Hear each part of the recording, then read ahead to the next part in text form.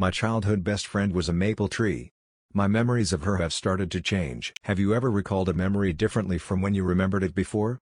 This is a drawing made by 7-year-old me, taken from a childhood journal which my mom discovered buried in her so-called memory box, and let me tell you, this uncovered some deep and buried memories. The drawing in question is of me and my best friend at the time. Yeah, I know, being friends with a tree is questionable and most would chalk it up to an imaginary friend, but reading the journal opened the floodgate to those locked-away memories. I remember that tree the same as I always did, but recently the memories of what we did together have started to change, somehow. I was always a quiet kid, preferring to keep to himself, while the other kids in the neighborhood would be out playing and having a good time. It never really bothered me though. My toys and crayons were all I needed. I was bullied in school a little, but I never understood why I was bullied for the things I got bullied for. My fiery ginger hair, freckles. I just didn't really get why the other kids saw those features in the way they did. While I had a few friends who I seldom met up with, my best friend by far was the maple tree in my backyard. We would chat, sometimes for hours, while I admired her vibrant red and orange, 5-pronged leaves. I say her because the voice that spoke to me from within the hole in its trunk was that of a young woman, though she never told me her name. Maybe she was too hesitant to tell me, or perhaps she didn't have one. I never really felt the need to know anyway, we shared a strong enough connection as it was. Still, I gave her a name of my own, Maple. I remember she would tell me the most beautiful stories my small mind could possibly imagine. They were entrancing, and I would just sit there and listen, all the infantile worries washing away. She'd ask me how my day went, and I'd tell her. She'd ask if I wanted to play a game, and I'd agree without hesitation. And when it started to get dark, and my parents would call me in for bedtime, I never wanted to leave her presence. She was a friend, mother and sister all in one. My dad would frequently tell me how the tree was blessed, or minor variations of such. He told me that she was a sugar maple, not a red maple as he and my mother had thought when they first viewed the house. The fact that her strikingly colored leaves never once fell, not during fall, not during winter, was a marvel in and of itself. She was the most constant of constants in my childhood, and I wouldn't have changed that for the world. But sometimes, after she'd been telling me wondrous stories of love, happiness and adventure, she would tell me she didn't have the energy to tell another, and would ask me to bring her something to eat. Why? I would always ask, "You're a tree. Other trees don't eat food." In response, she would say, "Because I am not like the other trees. I am special, you know that. How do you think I'm able to have these leaves, all year round, so you can look at me out of your window on cold winter days, and sit in their shade on hot summer afternoons?"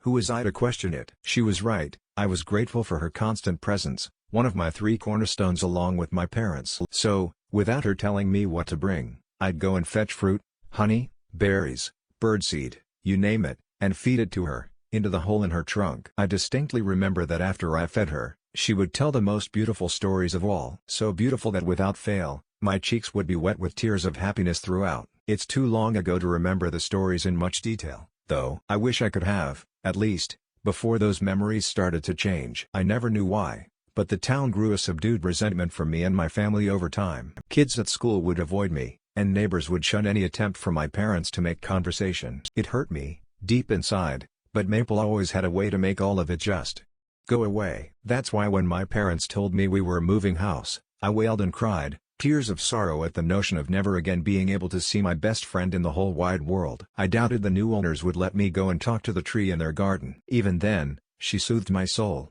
saying, "Don't worry, Joey, we will see each other again. Don't be sad because we're parting, be happy because we met." But, I could tell she felt the same way, to some extent, her voice tinged with lament. I moved on after a while. I never forgot about her, but I learned to live in her stead. But, recently, after reviving those joyous memories, I noticed that they'd started to change. Not in any significant way, not at first. I would think back to certain days I could still recall in sufficient detail, but each time would be slightly different. Instead of apples, I'd bring her red berries. Instead of honey, I'd bring her milk. It's such a bizarre feeling, recalling a memory that you know was different the last time you thought about it, over and over again. After some months, the changes had become much more significant. Sometimes I'd remember having a friend over, who'd sit with me while we listened to her tales, and other times I recall her talking to forest critters who climbed on her elegant branches and circled around her trunk in excitement. The differences made me start to question my own mind, if I could even trust my memories at all.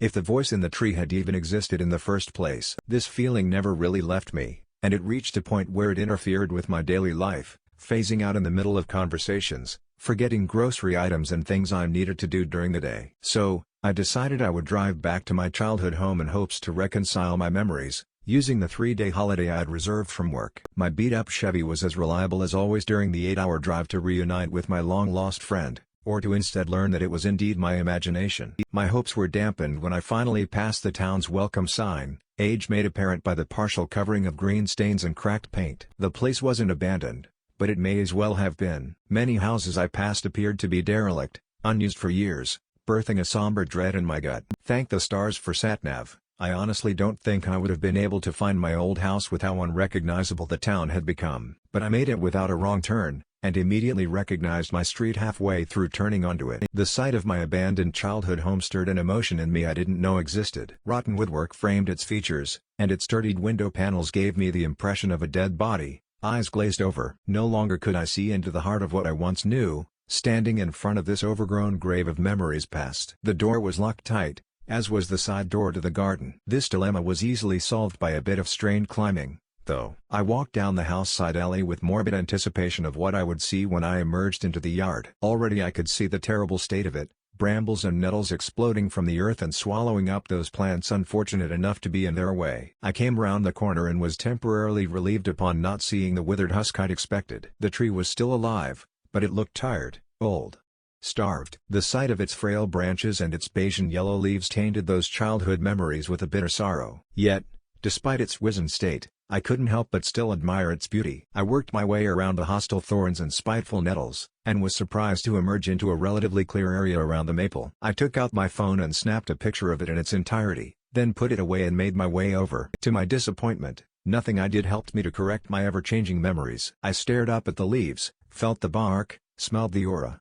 Nothing could bring my mind to settle on what really happened. Finding myself standing at its front, I was about to speak in hopes it would have some effect, but before a syllable could escape my lips, something shot out of the gaping hole and wrapped around my body. I lost balance and fell hard on my back, before I felt the grass beneath start to slide away from me, and I was dragged up and into the tree. I was yanked violently into the hollow, and my forehead smacked the upper rim with such force that I immediately felt warm blood trickle down my face. Weightlessness was my existence for a fleeting period, until my fall was broken by a hard, bumpy surface. The impact winded me, and pain flared up in my lower back. I lay there for a moment, struggling to regain control of my lungs and gritting my teeth from the zaps of pain rattling my spine. I was definitely confused from the head trauma, but I wasn't hallucinating. Above me was a dome composed of gnarled roots with a small hole at its very top, where light leaked through and provided a dim illumination. I pushed myself up once, then dropped back down, my body still recovering. My second attempt was a success though,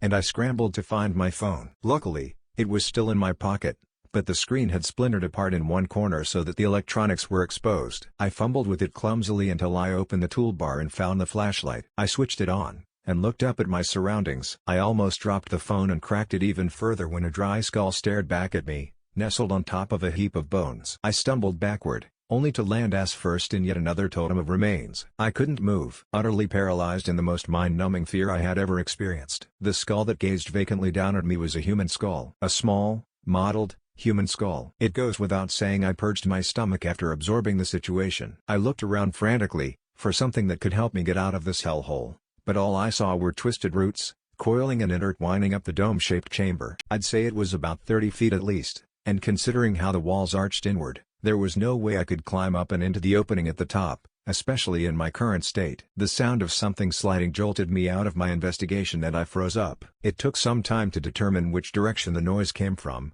but it was quick to once again make its presence known. I turned around to find myself staring into one of a few dark tunnels which grew away from the base of the chamber, like great, hollow roots. I heard it again, closer, followed by a soft thump, like something had come to rest. Joe. Eh? My eyes widened in terrified recognition. Unmistakable. It was her. My childhood friend, my muse, my cross-species sister. She was real, but she sounded weak. Frail, like the shaky voice of an elderly woman, yet still sounding young at the same time. She spoke again. I'm sorry. I thought you were someone here to hurt me. I never thought you'd come back. Her voice broke with those last words, a sadness that begot joy. Still, I remained silent, completely overwhelmed with emotions. Stuttered consonants and vowels came out of my mouth as I struggled for the words to address her. I didn't know if you were real. I'm sorry. My memory's been cloudy lately. That's okay. Joey. I'm just glad you're here. I'm so happy to see you." I paused for a moment, reminding myself of the fact I had fallen into a literal boneyard. Clarity struck me and I realized the small opening above must have led to the hollow tree trunk. My emotions were ping-ponging between abject horror and deep-rooted comfort. Me too, yeah, what are all these bones, Maple? Don't worry about them, Joey. They are all my friends. What matters now is that we are together once more, and no one will ever bring us apart, never, ever again. I inhaled sharply at that, and held that breath for longer than necessary. Maple. What do you mean? You're gonna help me leave, right? Silence entailed my question. A long and thoughtful silence. I wasn't even sure if she was there anymore, until her shuddered breaths pierced through the darkness, and she said, "I don't know how to do that. I'm sorry." That cold feeling of adrenaline traveled from my scalp to my toes in that moment. Maple had essentially sealed my fate, because of a simple mistake. All because I couldn't speak fast enough above the ground. I didn't reply, so I just sat there instead, trying to acclimatize myself to the countless remains who I shared the room with, smelling like the remnants of old, dusty death. How I imagined a centuries-old tomb would smell when it is inevitably reopened. Maple shared my feeling and held her tongue as well. For what must have been a day, I didn't speak once. The memories continued to crumble, revealing the truth underneath. Maple never asked me to bring the foods I remember bringing her. No, she only asked that I invited friends over, so she could spread her stories of wisdom and wonder. But I still couldn't envision the whole truth. That was yet to come. After another day or two, I'm not really sure since my phone had long since died, the groaning of my stomach grew loud enough to make me jump. Maple must have heard too, because, wordlessly, a thin, twig-like structure emerged from between the roots and moved closer to me. At first, I twisted my head away, not trusting this wooden snake in front of me, but it stopped, and remained motionless, waiting for me to do something. "Drink, Joey."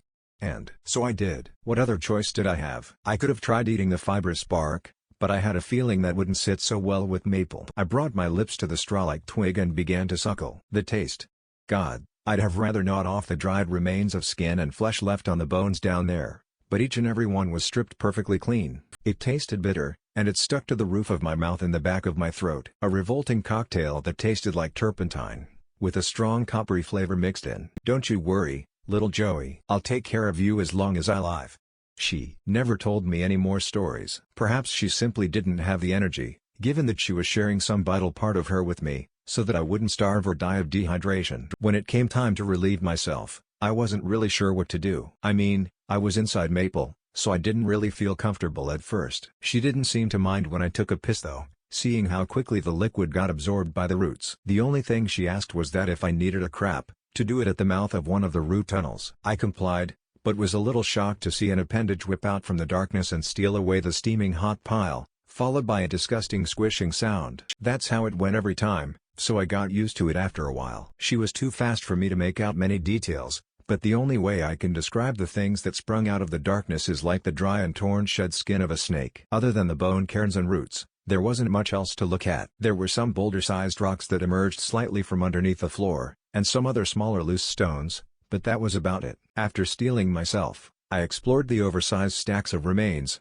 seeing if I could find anything else other than dry, hollow bones. There were some scraps of old clothing, unsurprisingly, and a couple of old possessions which had certainly not withstood the test of time, including a worn leather satchel, fragments of oxidized jewelry and what appeared to be a weathered pamphlet, the words and pictures of which had long since faded. Feeling disheartened at the lack of, well, anything useful whatsoever, I saw a small, tube-like object glint from somewhere underneath tangled femurs and ribs. I reached in with a grimace and pulled it out, to see it was an old ballpoint pen. One that looked fancy but was probably cheap. That wasn't what drew me in about this pen, though. There was a paper sticker wrapped around it, on which was written in nigh indiscernible ink Jamie Kilp. Some letters were gone, but I remembered that name well enough to understand.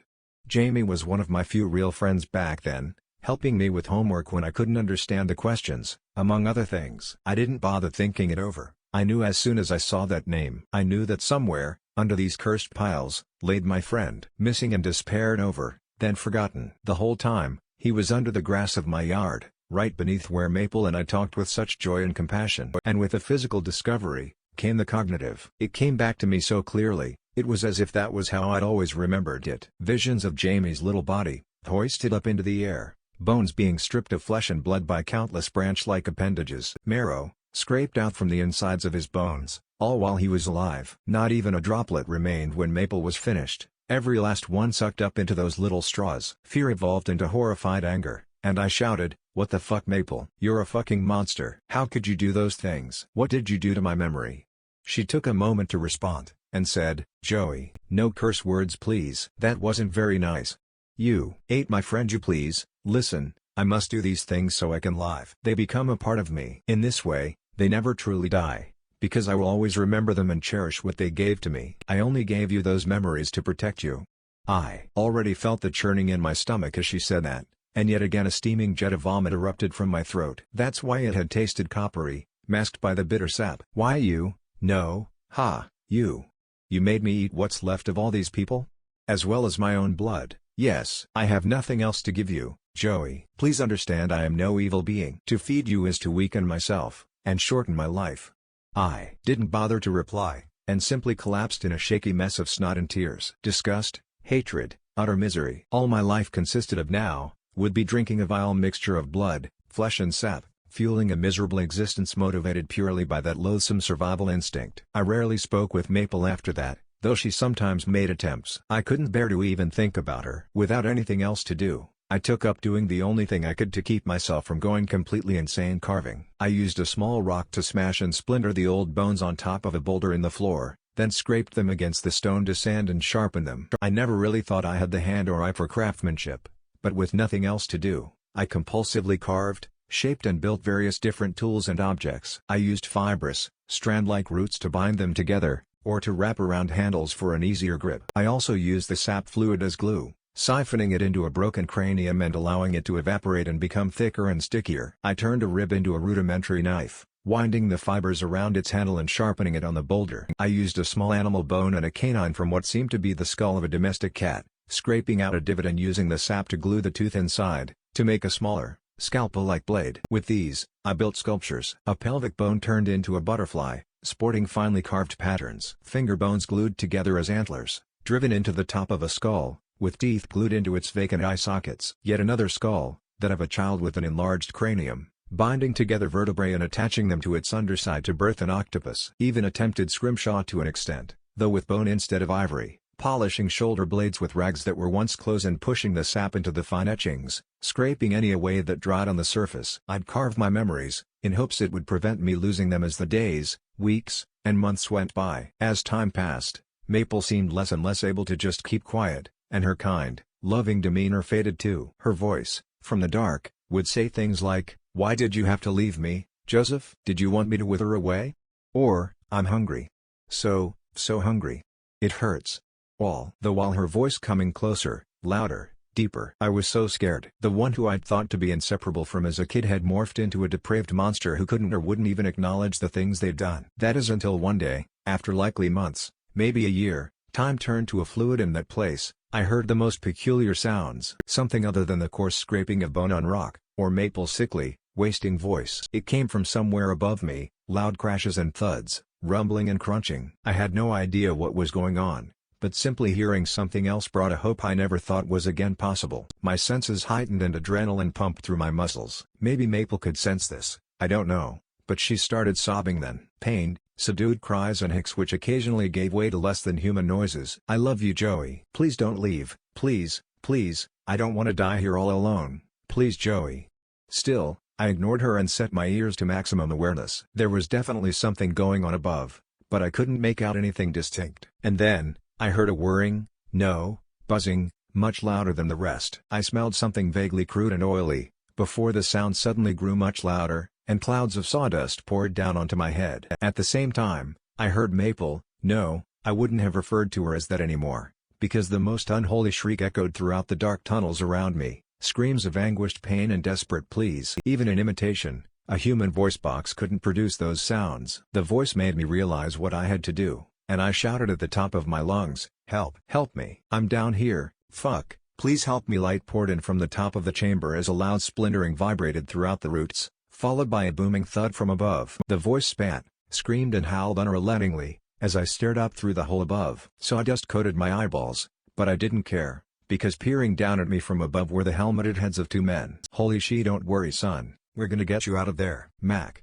go get a rope." "Yeah, a rope." Go Mac was quick to return, and they dropped the length of rope down into the chamber. No hesitation, I wrapped my fingers tightly around it, and they began to hoist me up. It was then that the voice, barely maintaining the last resemblance of Maple, cried its last words. "Why, you're leaving me again? Why? I thought you loved me. I thought you cared. No, no, please, don't leave me all alone." Not again. Halfway up, a twisted root shot out from the wall nearest me and coiled tightly around my right leg. I pulled desperately, but it wouldn't budge. I kept yanking. It felt like my hip would dislocate, but I kept going. My movements revealed to me that something was moving around in my pocket. My hand shot in and pulled out my bone knife. Oh, my bone knife. With animalistic ferocity I slashed and sawed away at my wooden constrictor. My muscles burned, but I didn't care. With a roar I severed the root entirely, and it flopped back down into the pit below. I felt myself rising, up and up, like I was finally going to heaven, and the blinding light that greeted me almost made me think as such. On my way out,